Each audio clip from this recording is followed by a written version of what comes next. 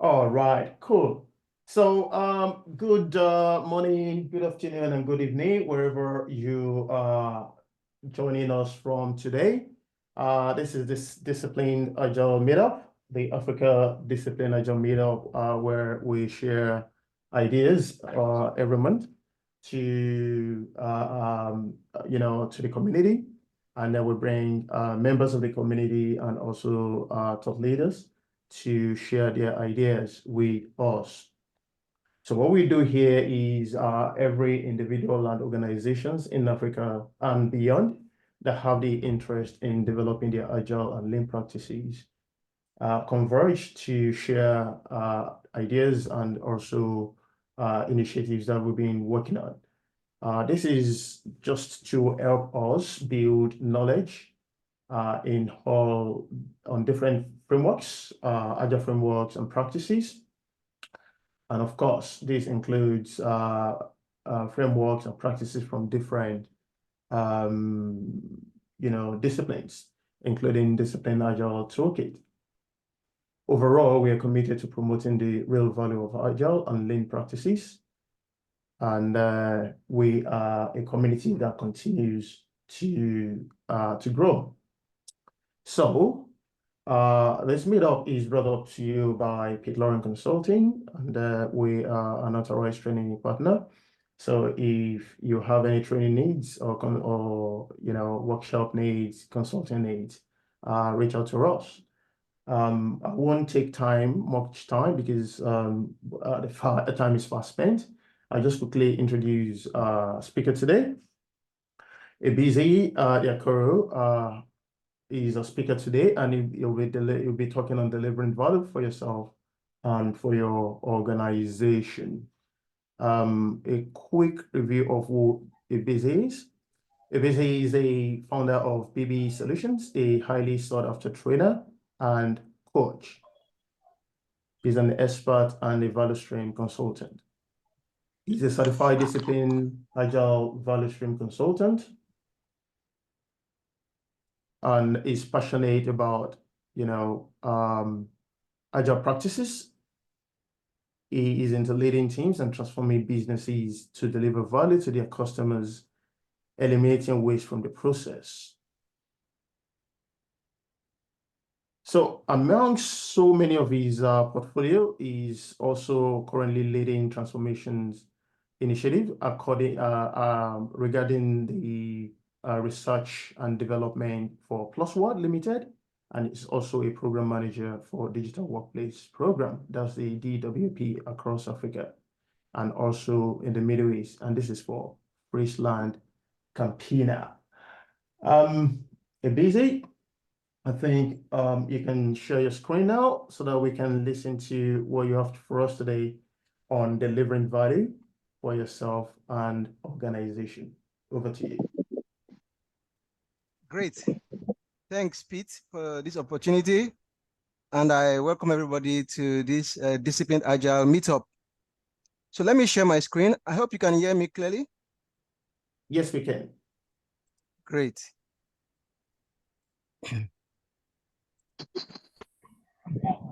Yeah, so let me know when you can see my screen. Yes. Perfect. But it's not on. Yeah, maybe it's yeah, beautiful. It's good now. Okay, great. So let me just put this. Yep. Okay, so the session is going to be interactive. We're basically going to be discussing and talking about some things about how we can deliver value for ourselves and for our organizations. So feel free to make a comment. In fact, it's going to be that interactive. I'm sure it's a lot of the things we'll be discussing are things a lot of us are familiar with. So it will be good to add our voice and we can collectively learn together. So I'm actually going to look at it from two perspectives, which is delivering value for yourself, which I call being productive, and then business agility, which is delivering value for your organization.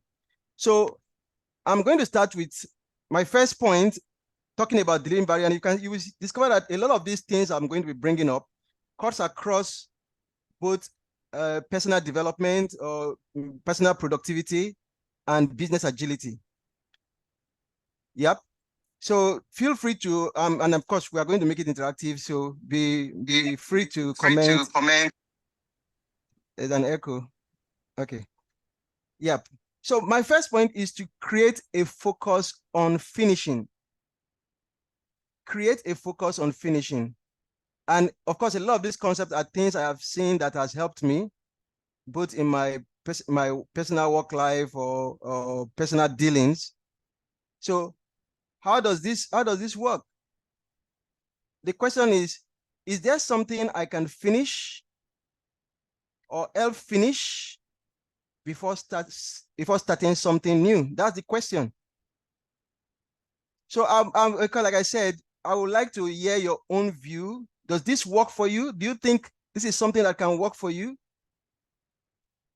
Yeah, instead of being everywhere, you want to focus on something like you see in the image on the screen. Can I help someone finish?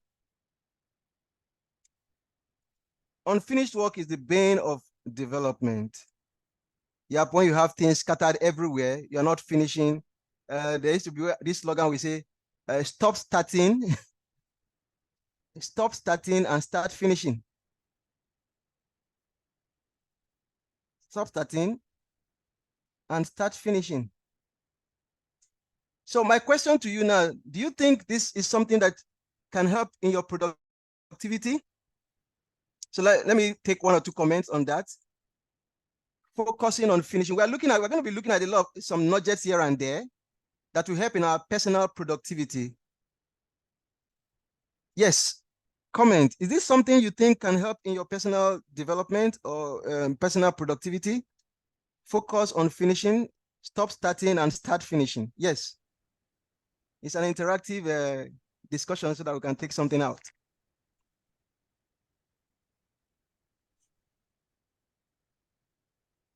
Sure, are we allowed to speak or we just reply on the chat box? No, you can speak. If you want to, you can put up your hand or something, but go ahead. I'm hearing you. Okay, my name is Kingsley. And I believe what you said is actually the best way because it's all about value delivery.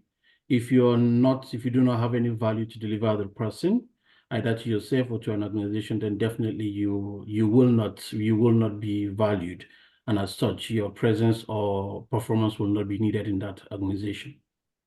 Yep. There is a particular slide here, and this slide really talks about development. If you are working with teams and you are into product development, and then you have several stories. So there's a feature here. This is a feature. This is another feature. And then we have stories. This is a story. This is a story. This particular feature has 2 stories that are completed and 1 that is not yet completed. And this one so this is halfway. And if you look at this other feature, so this is feature 1 and this is feature 2. So where do you think we should focus on? Should we complete feature 1 or should we complete feature 2? The stories in feature 2. Should we focus on this or this? So the idea is first one. Yeah, go ahead. The first one. The first one, exactly. That is the idea of focusing on finishing.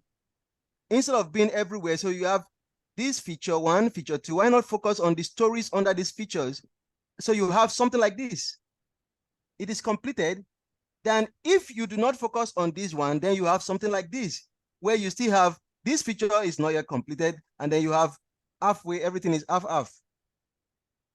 So that's the idea of you focusing on finishing. Focus and get something done. The Agile principle is get something, deliver value quickly. If you are going to deliver value quickly for yourself and for your organization, you need to focus on finishing things, than starting too many things. So that's my first nugget on personal productivity and development. The second one I want to talk about is from a book Ryan Holiday that talks about the obstacle is the way, the timeless art of turning trials into triumph. And what I want to focus on in this book is this comment I just highlighted. The impediment to action advances action. What stands in the way becomes the way. Isn't that powerful? So how will I relate this to personal productivity? Is to understand that I can tell you from my personal example that most times when I have had challenges, they eventually becomes one of the biggest breakthroughs. So it's a mindset that we need to take, right? That when you solve a challenge, it becomes the gateway to something big for you. That is what this book is saying. The obstacle is the way. The impediment to an action actually advances the action. What stands in your way becomes the way. Yes, maybe I would like to have 1 or 2 comments on this from your own experience. What do you think? Does this look like something that you can take some kind of motivation from in your personal development? Just go ahead and speak if you have a comment to make on this.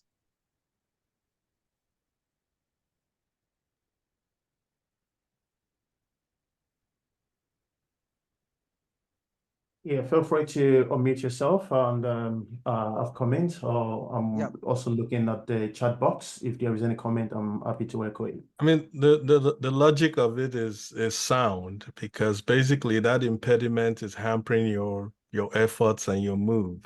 If you're able to conquer it, then you basically remove that obstacle, and that allows you to advance. So, I mean, the saying in itself is pregnant enough with meaning. So, I mean, it makes a lot of sense. Exactly. Thanks for that, Patrick. Easy. Great.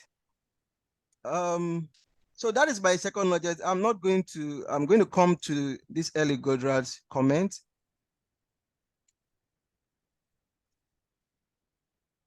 So one way of looking at this also is to understand who your stakeholders are, what their success criteria is, and how to create value for your organization. Let me go to my third aspect. So I'm looking at this diagram that talks about regular retrospection. Of course, if you have been in any form of Agile, it talks about one of Agile principles. It says at regular intervals, you retrospect. So if I'm looking at this diagram I have, we have retros. So this person is doing retrospective. Retrospective is done here at the end of the sprint. And what happens? Yep, so we have, this is an error. The red is an error that was discovered. And because the error is not corrected, so because there is no regular retrospective, you have that error continues to the end. Errors are detected, but they are not fixed until the end of the sprint. Subsequently, errors could have been prevented had they been fixed immediately. But how would you, if you have not having regular retrospective to fix such errors, then you carry it to the end of the sprint. Unlike what you have on this other screen. Errors are detected, but not fixed until the middle, okay, of the sprint. Subsequently, errors could have been prevented, okay? So in this case, so this is the error here. If you look at this first week, error is detected. So errors are detected and fixed immediately. There's an error here. Let me change to this. There's an error here in week 1, and the error was corrected. And so by week 2 and week 3, we're error-free because we are having regular retrospection. But if I look at the second situation, error is detected. Yep, and the error is not fixed until week 3. It is week 2, and this is week 1.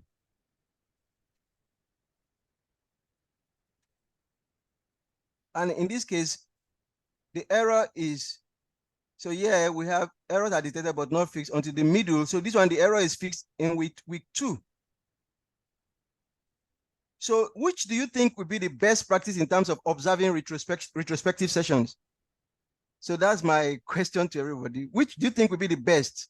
To wait to fix the error by having regular retrospection and fixing the error in week 1, or like we have in the middle section, wait, till the end of the sprint, the 3rd week, to fix the error. So you have all the red until the 3rd week. At the beginning is the best. At Yeah, the beginning. At the beginning. So that is what Agile talks about. Regular. You say at regular intervals, the team retrospect. If we want to take it to our personal development, what does it mean? Retrospection can also be seen as a form of feedback, as a form of what did I do wrong? What did I do right? How can I improve? Yep. So it literally means that the more you are able to regularly allow for feedbacks and allow for retrospective on what you are doing, the likely you are to improve faster. So retrospective or taking feedback is not a bad thing. We have to retrospect. We have to retrospect because therein lies our improvement. That is, therein we are able to detect where we are going wrong, where we need to improve. Yep. Let me stop here. I've talked about 3 things. One of them is focus on finishing, which I started with. And the second thing I've talked about is the obstacle is the way, which is talking about the impediment to action, advanced action, and what stands in our way becomes the way. Such a powerful line. And the third thing, initiative or nugget I have talked about is to have regular retrospection. And if just for these 3 alone, you are beginning to apply both in your personal work life, or at the organizational level, you will see improvement. You will see personal development and productivity. Any questions so far for me on some of the things I've said? I guess they are pretty simple and straightforward, like Agile is, right? Any comments or question? Yes. Hi, everyone. It's more of a comment than a question. I think with regards to the retrospective, the daily stand-ups as well help, when the team comes together on a regular basis every day at the same time. This is one of the things that would help with early error detection and being able to action it before it actually gets to the retrospective at the end of the sprint. So that helps to identify it. Yep, that's very correct. Just that we normally say our daily time box, our daily stand-up should be time box to 15 minutes. So it also will help us to detect quickly if we can manage those 15 minutes properly. Otherwise, we may want to create for a proper retrospective of probably about 1 hour to look at our work and see areas of improvement. Any other comments on some of these three things we've talked about? Or you want to share more light? You feel like, oh yeah, I need to share more light on this, I think. Hello. Yes, go ahead, please. Yeah, many thanks, Busy. Yeah, this is Christy. Christy. Yeah, so just looking at the diagram, what came to my mind was Kaizen, where you talk about continuous improvement and where you have to fail, and when you fail fast so that you can put in corrections. So that's what just came to my mind when I looked through the pictures and the displayed there. Kaizen also will help because Kaizen is based on continuous improvement. Okay, so let me move to my 4th nugget. Before you move on, yes, please go ahead. There is a question in the chat. I just want to ask, would you like to answer it now, or you want to answer at the end?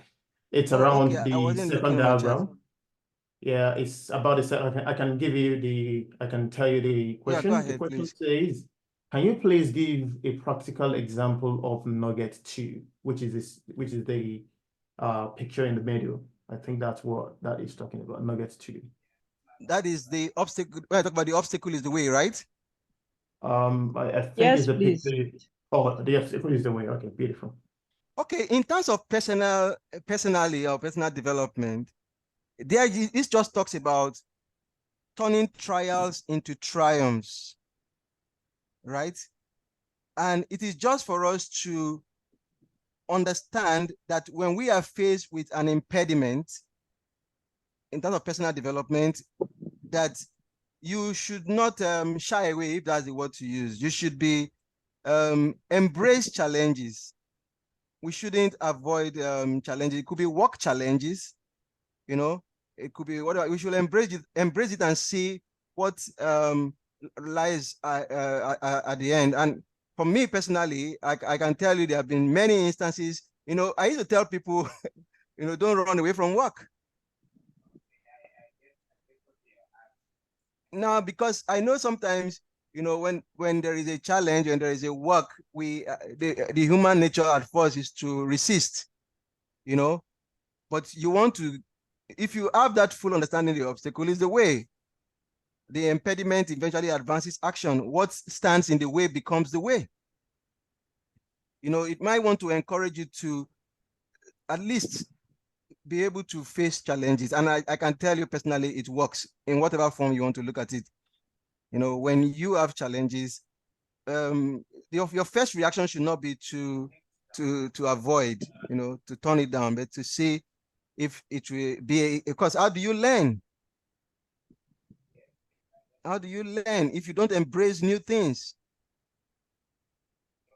How do you learn if you don't embrace new things? And we all know, if you go by what we call the J curve, that when you start learning, there's going to be a dip initially, and sometimes, you know, but you won't allow that to discourage you. Eventually, it's going to move to a place where you have new knowledge. So that is why I don't know if that helps, except maybe Pete want to share more light on this nugget. I think you did very well.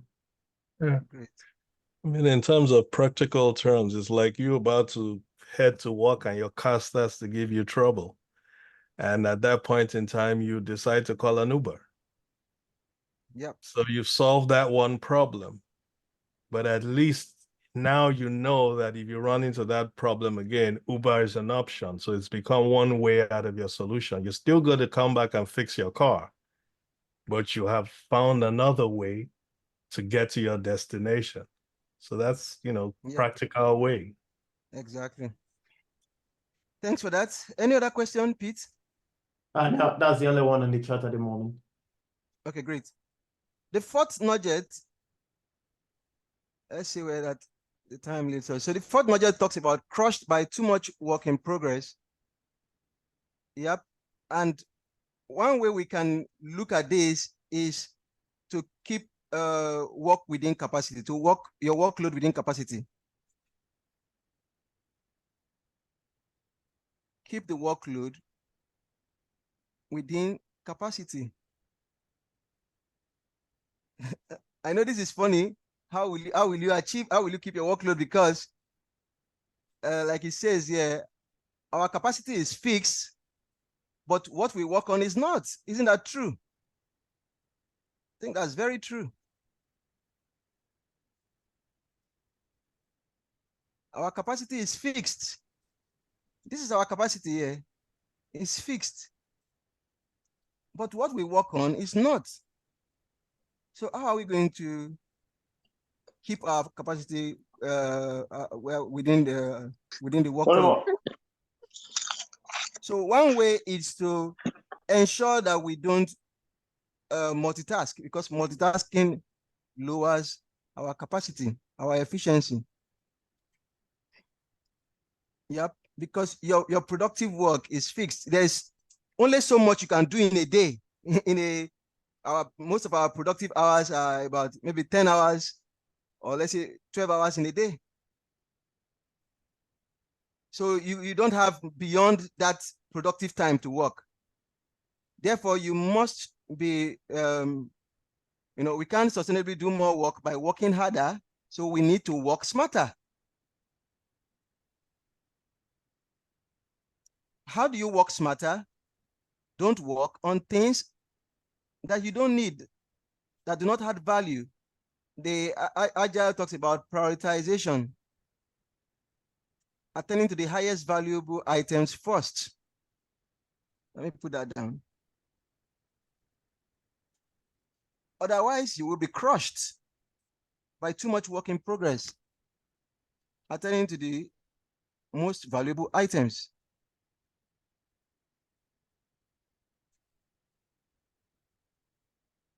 And a concept that Agile uses as having a backlog that is continuously being prioritized, so that the highest valuable items are at the top of your to-do lists.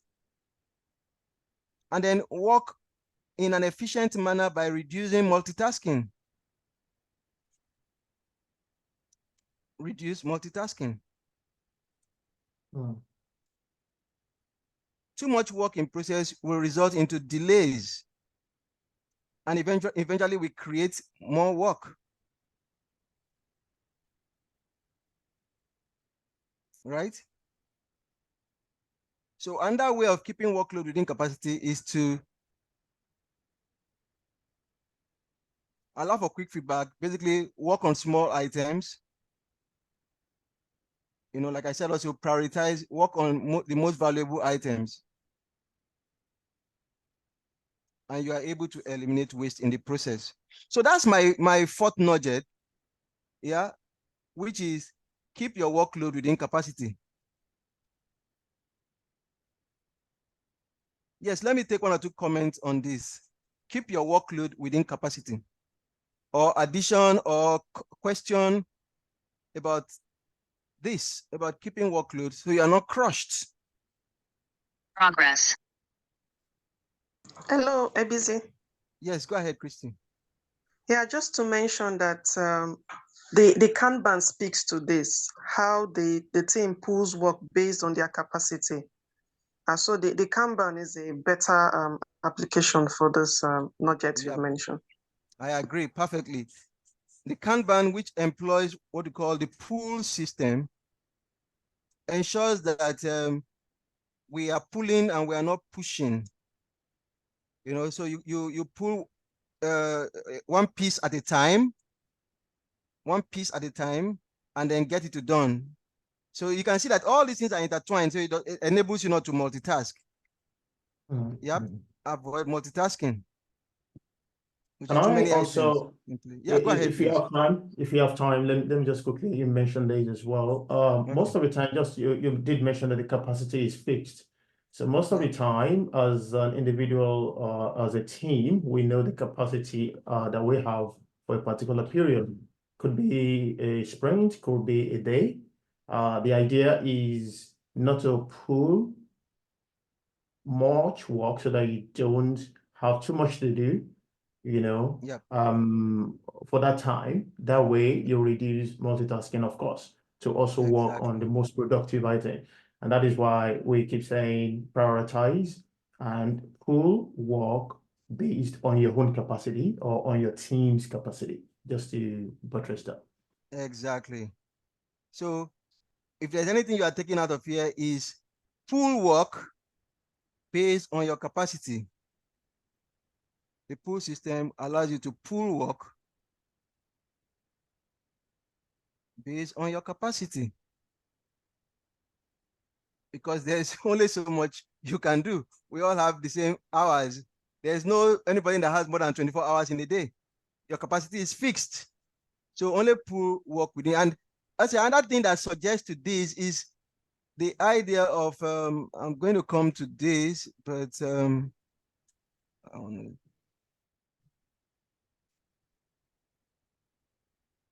let me quickly also talk about something that also relates to this, is the idea of utilization versus throughput.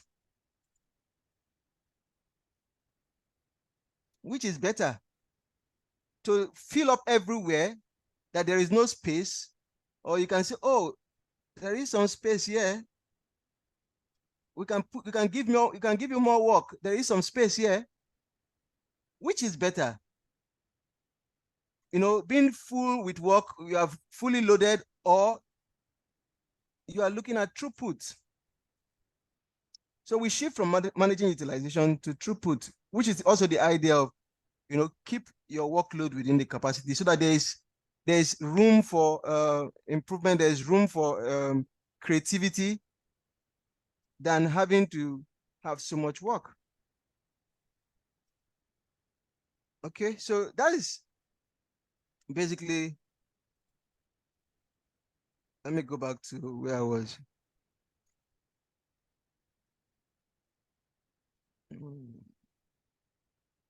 Sorry, 1 second. I think I missed that one. Okay, fine.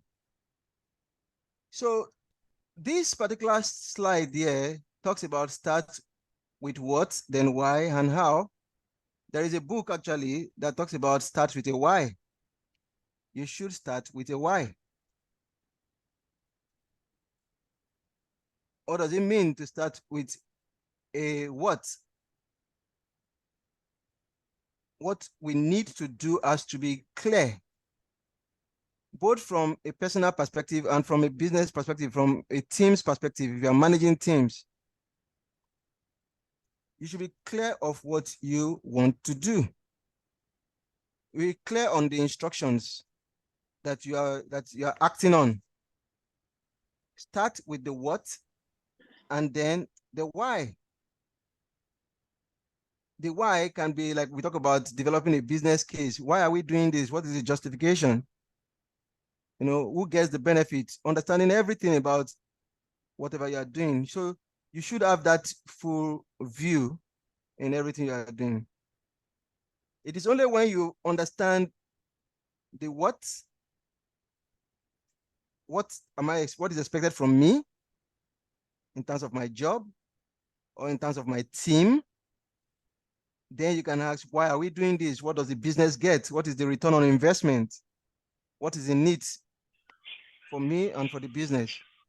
Then you can now move to the next question that says how, which talks about how are we going to do this?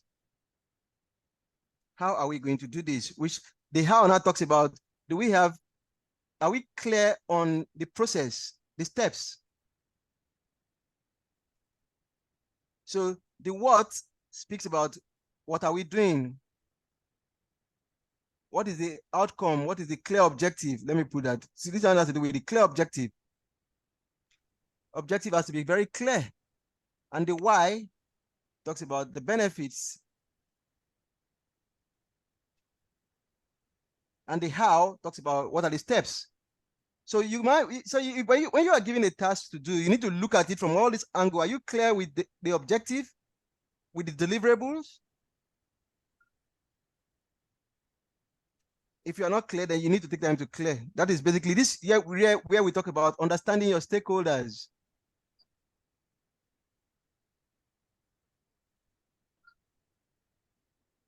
And be clear about what they want. Your stakeholder can be your boss. It can be a customer. Be clear on the objective, then also understand the reason why. Why are we doing this? What is the return on investment? What is the benefits? And then you can proceed to understand, are we clear? We talk about the architectural design. Are we clear of how we want to achieve this? The architecture. How? What are the steps? What are the process? And then you should be able to now convey what is necessary for people to understand all of this instead of blaming them. So basically, if you're a manager, then you need to be able to convey the information. So that would be my, is that my fourth or my fifth? Not yet. Start with the what and then the why. Start with the what and then the why. And let's do a recap of some of the things we've been talking about. Do I have an empty sheet? There have been so many nudges, right? So that we can, we're not just running through this slide, but we're having good understanding of what we are talking about. So let me just, sorry.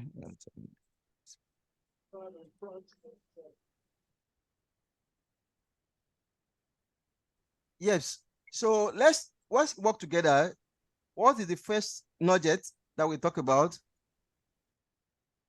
Let me put this: personal productivity or / organizational agility. Yes. Focus on finishing. Focus on finishing. Sorry, I'm in Nigeria. Yes, the second thing. One second.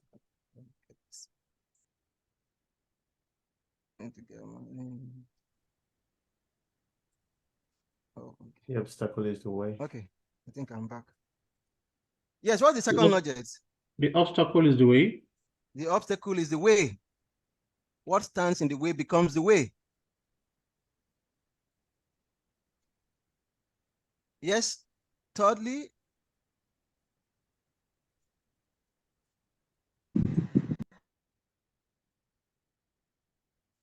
any idea of the third nugget? Doesn't that limit work in progress? Come again? Limit work in progress, was that the Yeah. third one? Keep workload within capacity. Yeah. Keep your workload within capacity. And this leads us to talk about avoid multitasking.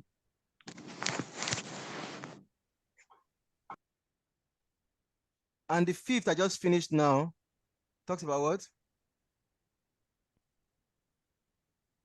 Start with the what gets you to the what, how, the why, and the why, and the how, and then be able to pass out convey that information. Yep.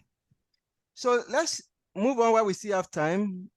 Oh, we have like the next point I'm going to talk about is alignment reduces the need for coordination. Alignment reduces the need for coordination. Coerce along a common vision, that is alignment. Especially if you are a manager, you should be focused towards creating alignment. Create alignment between teams. So my question will be, now, because we talked about, so this is, so if I have alignment going up, so let me do alignment and autonomy goes up. So what it means is that you won't need to micromanage, because if you look at this diagram, when there is low alignment, you micromanage. And we all know micromanage is a bane, it's a problem, because people can literally, your team can't stand on their own. People can't take decisions, there's no autonomy. So if you want to avoid micromanaging and you want to allow for autonomy, then you must ensure that there is proper alignment. When there is proper alignment, the need to coordinate will reduce. Alignment will reduce coordination. And because when there is alignment, then you can give autonomy. So what do we mean by alignment? How can we create alignment? Anybody want to help? Yes, go ahead, please help me. How do we create alignment? Can we say using the whole team approach and also sharing a common vision of the project? I like that, yeah. The whole team approach, creating visibility. Yes, any other one? How can we create alignment if it's so important? I think if we went back to the last nugget, that would help. If everybody is aware of the what, the why, the how, then there would be alignment. Yep, I agree with that perfectly. A good understanding of the what, good understanding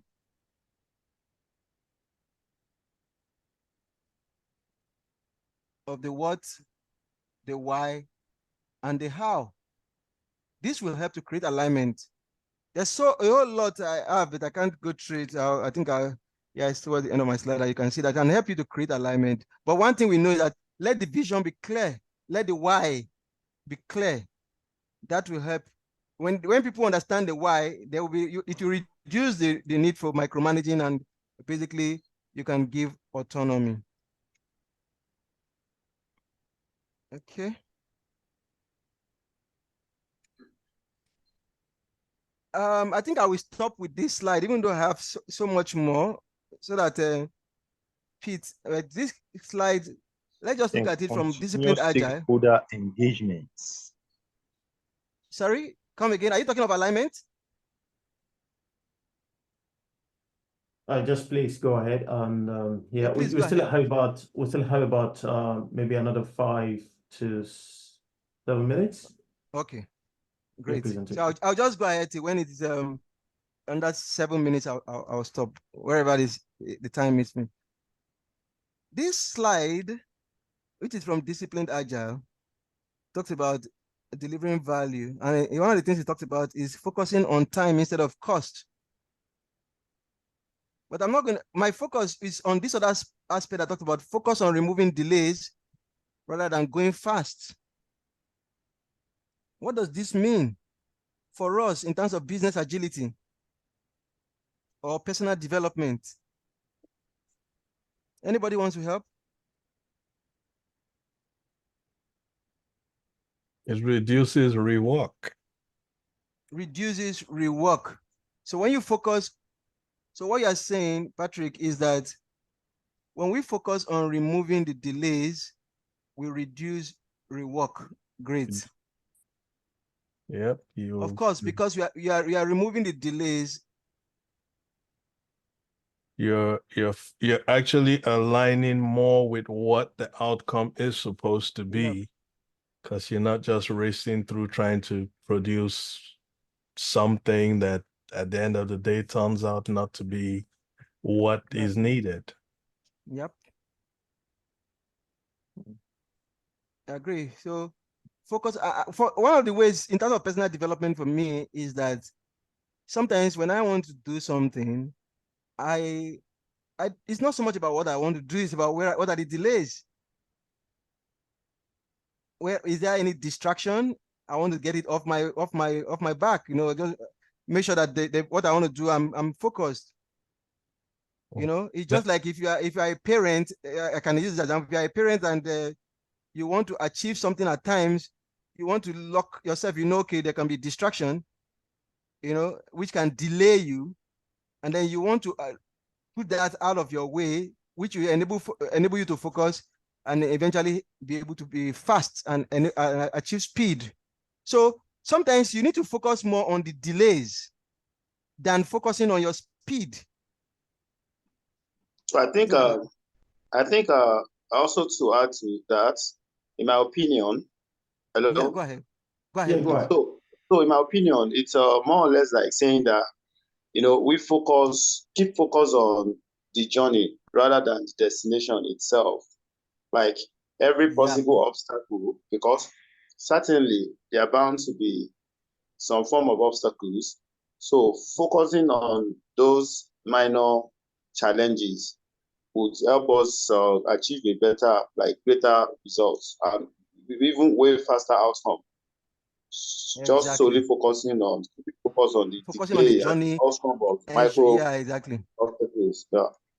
So it's not about speed. It's not about getting there fast. It's about ensuring that there are no delays, because technically it's like an inverse. If you remove the delays, you actually achieve speed. On a lighter note, yes. bad boys like Peter back in their college days, they drink too fast, they end up in trouble. Exactly. Okay. Can I add something to that? Please go ahead, Kingsley. Okay, from my own perspective, I believe the word focusing on removing delay rather than going faster, it's an approach that when adopted will actually help provide governance, or more like OPAs, because when you focus on removing delays, it becomes a pattern, it becomes an experience, it becomes a template. which now when you add that to your governance or OPA, going forward with similar projects, you already know what to do when you encounter any obstacle. So it becomes a governance for the organization. I agree with that. Okay. Unfortunately, there's no time for us to go into some aspect of business agility. Yep, a few things I would love to talk about value stream, but I will end the class there. So just a quick recap is we basically just focus on about, so let me go to my sheet where I was writing all the things that we've talked about today. 1 second, no, not yet. So let's complete the list and then.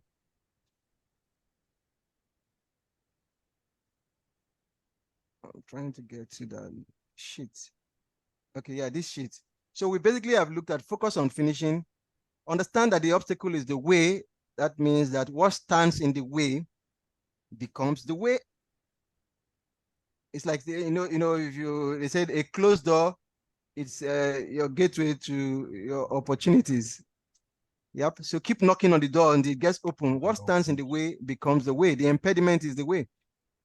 Keep workload within capacity. Avoid multitasking.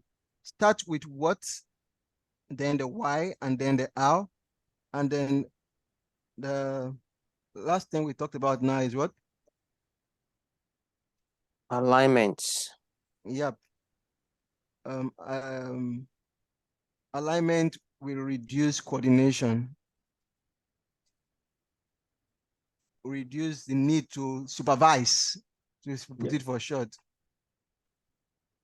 Alignment will reduce coordination, and it will increase autonomy to the team. And Agile says that the team should be autonomous. People should be able to take decisions. Okay, so I think that is it. I hope you've learned something from our short presentation today. Thanks, Pete.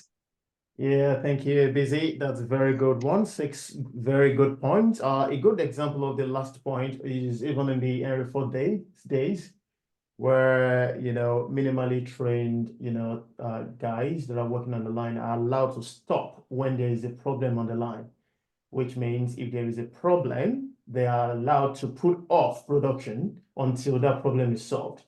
Otherwise, there will be delay. Then throughput and utilization comes in there, because it's not how much utilization you have, is about the throughput. Also, even if they can get a level of throughput, what happens to quality? Quality becomes a problem. Quality becomes a problem. I want to say thank you to you for really sharing with us today. We really do appreciate your time, and also those 6 very good nuggets that you have given to us today. Hopefully we can find the time to continue and also do more justice to what you are for us. This is what we talk about in this community. Yeah, so this is a member of the community, and then we have we've enjoyed some of the ideas, and sooner or later we'll be looking into who else would like to share within the community as well. So please do reach out to me if you would like to also share and present. We will work together to see how that can be brought up. Okay, cool. A couple of things before we close today. Again, if there is any question, I think I've got about 3 minutes. Just put it in the chat. If there's any question for ABC before he goes away today, that we can also look at that. For the code for this session, if a member of PMI or any organization like that, and you need PDUs, please use the PDU that we have on the screen right now to claim your 1 hour for this session. And of course, at the end of the day, the recording of this session will also be up and on YouTube, on the YouTube channel. Please go there, and then you'll be able to rewatch this. We might also be able to send that across to the whole community as well. So I just want to say thank you for today, and let's keep winning, let's keep swinging. We will come next month again to bring another speaker that will share an amazing, the ideas with us as well. Before we go, I just want to thank a few people here. Pamela, thank you. Patrick, Femi, and everybody. Andrea, I can see you as well. Thank you for joining. Tutu, thank you for joining as well. I know you guys have taken time out to support. Thank you so much. Everybody on the call, thank you, and we will definitely come back next month with another speaker and also good ideas to be shared. So until then, have a very wonderful time and keep on being agile. See you. Thank you. Bye-bye. Thank you Bye. very much. Hey, Thank you. Pamela. Hey, how are you? I'm all right. How you doing? I'm all right, thank you. Maybe we should stop